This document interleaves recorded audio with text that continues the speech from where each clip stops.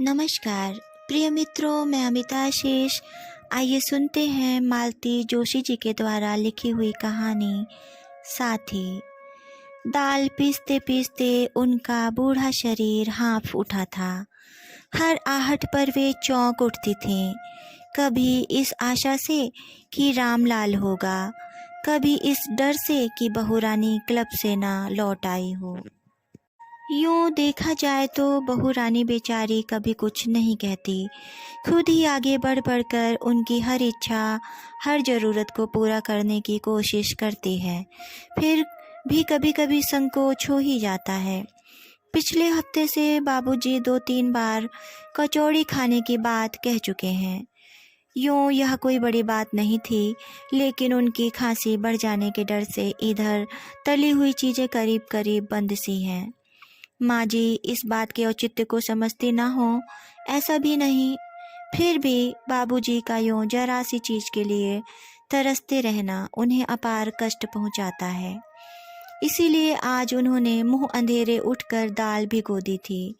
बहू रानी के क्लब में जाने के बाद मैदा गूँथ कर रख दिया था और दाल पीसने बैठ गई थी। वे सारी सामग्री तैयार रखना चाहती थीं, जिससे प्रोग्राम में हेर फेर की गुंजाइश न रहे। घड़ी में 4:30 बजे रामलाल तथा बहू रानी ने एक साथ ही रसोई में प्रवेश किया। ये क्या हो रहा है माताजी? रामलाल ने सिल लोढ़े का चार्ज लेते हुए पूछा। थोड़ी कचौड़ी बना लेंगे आज। जब देखो मरी डबल रोटी बच्चों के आगे रख देते हो। पता नहीं रोज रोज कैसे खा लेते हैं बेचारे, माँ जी ने कहा। रामलाल ने बहू रानी की तरफ देखा, मान लो कहना चाहता हो कि माता जी ने किस खूबी से बात बनाई है, पर बहू रानी के गंभीर चेहरे को देखकर चुपचाप अपना काम करने लगा। आपने क्यों तकलीफ की? रामलाल ग्राइंडर में 5 मिनट में पीस देता, बहू ने कहा। उसकी सहृदयता से माँ जी का मन तरल हो उठा। अरे करने को यहाँ है ही क्या, लेकिन एकदम काम करना छोड़ दूंगी तो ये हाथ पैर एकदम बेकार नहीं हो जाएंगे। कहते हुए वे रसोई घर से बाहर आ गईं। मंदिर से कीर्तन की आवाज़ आ रही थी। 2-4 बार बड़के ने पूछा भी था। पड़ोस वाले एसपी साहब की माताजी भी रोज मंदिर जाती हैं, पर माँ जी ने मना कर दिया था। कह दिया था मेरे तो काशी विश्वेश्वर घर में ही हैं। तब शर्म भी आई थी।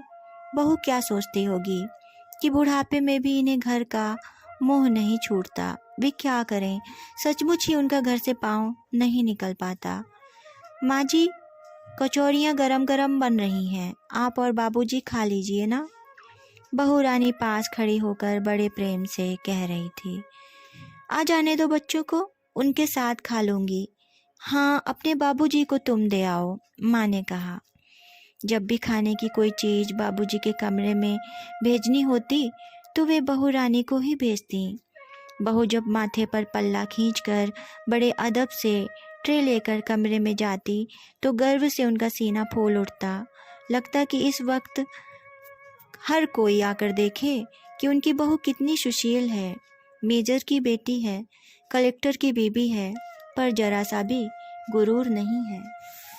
बाबूजी को भी अच्छा लगता है कि बहू उनकी सेवा कर रही है। उन्हें नौकरों के भरोसे नहीं छोड़ दिया गया है। शाम हुई और बच्चे किलकारियां मारते हुए घर में दाखिल हुए। दोपहरी से सोया हुआ घर एकाएक जाग पड़ा। बहू रानी को बच्चों में उलझा देखकर माँ जी बाबूजी के लिए फिर एक प्लेट भर कर ले गईं। वे खा पी कर तृप्त होकर लेटे थे। और नहीं लोगे? नहीं भाई, फिर रात में खांसी चैन नहीं लेने देगी। तुम क्या रसोई घर में थी इतनी देर से? मैं क्या करूँगी रसोई घर में, मुझसे भला होता है ये काम अब? वो तो आपकी लाडली बहू रानी है ना, जानती है कि ससुर जी को कचौड़ी पसंद है, इसीलिए इतना सारा इंतजाम किया है उसने। अच्छा, बाबूजी ने कहा। चेहरे पर एक तृप्ति का भाव था। माँ जी शायद इसी के लिए दिन भर से खट रही थी। वैसी की वैसी प्लेट लेकर जब लौटी तब तक लड़का भी आ चुका था। आज बड़ी देर कर दी बेटा? नहीं अम्मा, रोज का ही तो समय है। आज क्या कचौड़ियों का प्रोग्राम है? बाबूजी को ज़्यादा तो नहीं? अरे कहाँ खाते हैं वे, देख पूरी की पूरी प्लेट लौट आई है। वे तो खुद ही बेचारे डर डर कर रहते हैं। अम्मा जरा एक बात थी, बाबूजी ने अलका को बुलाया है क्या? पता नहीं रे, क्यों? देखो एकदम इस तरह से मत बुला लिया करो। अभी राखी पर ही तो नीलिमा यहाँ से गई है। तुम तो जानती हो लड़कियों का बुलाना इतना सहज नहीं है। फिर बच्चों की परीक्षाओं के दिन है, घर में मेहमान हो तो सब कुछ अपसेट हो जाता है। कब आ रही है वह? माँ जी ने उत्सुकता और आशंका से भरकर पूछा। लिखा है शायद अगले महीने आए, लेकिन बाबूजी से कहो अब चुप कर जाएं। आएगी तो देखा जाएगा। और उसने इधर उधर देखकर एक पोस्ट कार्ड माँ जी के हाथों में रख दिया। अपनी छोटी वाली बेटी का पोस्ट कार्ड वह देर तक पढ़ती रही। थोड़ी ही देर में उनके आंसुओं में सारी लिखावट धुंधली होकर रह गई। उफ, क्या जिंदगी है। लड़कियों को मन भर के बुला भी नहीं सकते। इससे तो अपना गांव वाला घर अच्छा था, जब जी चाहा बुला लिया, किसी से पूछताछ करने की ज़रूरत नहीं। लेकिन बाबूजी बार बार बीमार पड़ते रहे। बच्चे क्या हर बार छुट्टी लेकर देखने आ सकते थे? बड़े बेटे ने कहा, आप यहाँ किस लिए पड़े हैं? हम लोग आखिर किस दिन काम आएंगे? आखिर आना ही पड़ा था। बड़ा सा बंगला, मोटर, नौकर चाकर। बेटे बहू ने सेवा में कुछ भी कसर नहीं उठा रखी थी। दोनों लड़कियां और दोनों छोटे लड़के भी जब तब मिलने आ जाते हैं। सारा खर्च चुपचाप उठाते हैं दोनों। पर बड़े बेटे का भी कहना ठीक है, लड़कियों के बुलाने पर 100 खर्चे होते हैं। दोनों अपनी अपनी ससुराल में नाक ऊंची किए हुए हैं कि मेरा भाई कलेक्टर है। हर बार उनकी विदाई 500 से कम नहीं पड़ती। और मुसीबत यह है कि बाबूजी से ये बातें कहना भी मुश्किल है।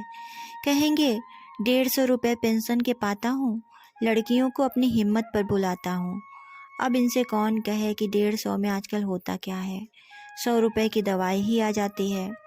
लड़का बेचारा सारा खर्च उठा रहा है, इसलिए पता नहीं चलता। कमरे में जाकर देखा तो सोनू दादाजी को अखबार पढ़कर सुना रहा है। हर 2 पंक्तियां पढ़ने के बाद खिड़की के बाहर झांकता हुआ लंबी उबासियां भर रहा है। वे सोच रही थीं कि किस उपाय से सोनू को मुक्ति दिलाएं कि एक चमचमाती हुई कार अहाते में मुड़ती दिखाई दी। ओह, शुक्ला अंकल आए हैं, मीनू टीनू आए हैं, कहता हुआ ताली पीटता सोनू बाहर भाग गया। बाबूजी ने भी अतिथि से मिलने की इच्छा व्यक्त की तो माँ जी का मन घबरा गया। बैठक के कमरे में पहुँचते ही बाबूजी दूसरे आदमी बन जाते हैं। हमारे ज़माने में से शुरू करके पता नहीं क्या क्या किस्से सुना डालते थे। कमरे के वातावरण में अजीब सा तनाव भर जाता था। इसीलिए उनके बैठक खाने में जाने के प्रस्ताव से घबराकर माँ जी ने कहा, सुनो, लक्ष्मी नारायण मंदिर में बड़ी अच्छी झांकी लग रही है आज। बड़का कह रहा था आप लोग जाएं तो गाड़ी तैयार करवाऊं। अरे वाह, तब तो ज़रूर जाएंगे भाई। हमारा सूट निकाल दो, अभी तैयार हुए जाते हैं। छुटकारे की सांस लेते हुए माँ जी ने सूट निकाला। यह पुलोवर, कंटोप और दस्तानों का सेट था और मझली बहू ने बुनकर भेजा था। इसे निकालते हुए माँ जी ने बड़ी सफाई से अलका की चिट्ठी संदूक में डाल दी। अब कभी भी बात छिड़ने पर वे कह सकती थी कि आप चिट्ठी पढ़कर भूल गए हैं। वाह, क्या चीज़ बुनी है हमारी माया बिटिया ने। मजाल है जो जरा भी हवा लग जाए। माया ने तुम्हारे लिए भी तो जर्सी भेजी है ना, वह कहाँ है? पहनो ना, बढ़िया लगती है। माँ जी ने घबराकर इधर उधर देखा। बहू रानी का दूर दूर तक कहीं पता नहीं था।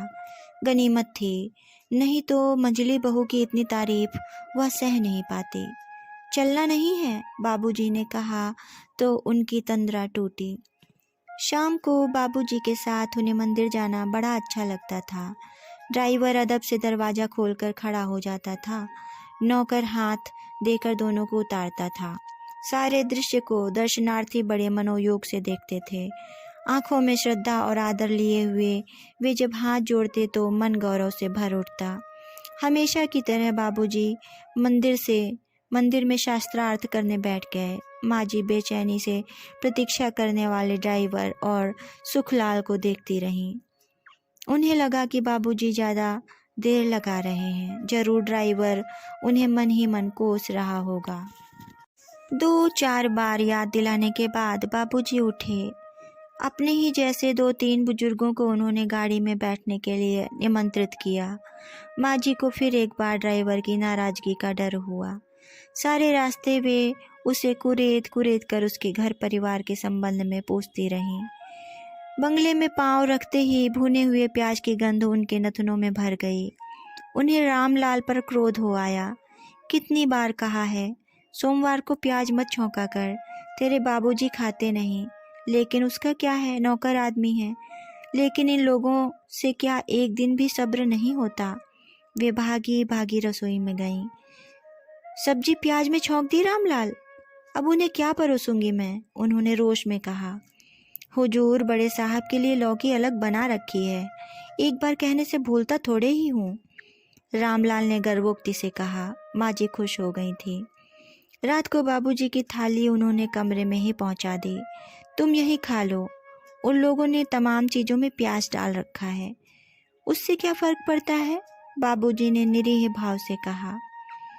उन्हें नाती पौत्री के साथ, लड़के के साथ बैठकर खाना अच्छा लगता था, पर माँ जी हफ्ते में 3-4 बार किसी न किसी बहाने उन्हें कमरे में ही खिला देती थी। उन्हें मालूम था बाबूजी के होने से बहू को बैठने में दिक्कत होती थी। बच्चे भी उतना खुलकर हंस बोल नहीं पाते थे। माँ जी के सामने आखिर बाबूजी को झुकना ही पड़ा। उन्हें खाना खिलाने के बाद उन्होंने खुद खाना खाया। फिर बाबूजी को टॉनिक के बाद गोली और गोली के साथ दूध दिया। फिर उनका बिस्तर ठीक किया। दिन भर की मुड़ी तुड़ी चादर बदली, सिरहाने, मफलर, कंटोप, बिस्तर के नीचे चप्पलें रखी, स्टूल पर थर्मस में गर्म पानी, खांसी दबाने के लिए प्लेट में मुलहटी, लौंग और मिश्री के टुकड़े रखे। उन्हें बिस्तर पर लिटाने के बाद ही माँ जी को चैन मिला और फिर एकाएक उन्हें लगा कि वे बहुत थक गई हैं। सुबह से जैसे पाँव में भौरी बांधकर काम करती रही हैं। अब जाकर याद आया कि वे उम्र की 62 सीढ़ियाँ पार कर चुकी हैं। हमेशा जैसी मेहनत उनके बस की नहीं रही। बड़ा लड़का रोज की तरह जब कमरे में आया तब वह पाँव में आयोडेक्स मल रही थी। लाओ मैं मल दूँ, उसने हाथ में शीशी छीनते हुए कहा। क्यों दिन भर हाय हाय करती रहती हो? कितनी बार कहा है कि बस बैठकर हुक्म किया करो, देखो बहू कुछ करती भी है कि नहीं। कहाँ करती हूँ रे कुछ, उन्होंने कहा, पर उन्हें अच्छा लग रहा था कि उनके थके शरीर को उसके बलिष्ठ हाथों का आधार मिल रहा था। सुबह 8 बजे से पहले उठना नहीं कहकर जब वह चला गया था तो उन्हें बड़ा अच्छा लगा। अपने भाग्य पर उन्हें ईर्ष्या हो आई। कभी सोचा भी नहीं था इतनी बड़ी गृहस्थी इतनी आसानी से पार हो गई। तीनों लड़के पढ़ लिख गए, ऊंचे ओहदों पर पहुंच गए। लड़कियां खाते पीते घरों में चली गईं। बहुएं भी आई तो सुंदर और सुशील। कभी किसी ने लौटकर जवाब तक नहीं दिया। आदमी को और क्या चाहिए? बस भोलेनाथ, अब इस भरे परिवार में से मुझे हाथों हाथ उठा लो, यही प्रार्थना है, उन्होंने दोनों हाथ माथे से टेक कर कहा। लेकिन उनकी बंद आंखों के सामने असहाय एकाकी बाबूजी की मूर्ति नाच उठी और उन्हें लगा बुलावा आ ही गया तो क्या वे निश्चिंत मन से जा सकेंगी। कहानी समाप्त।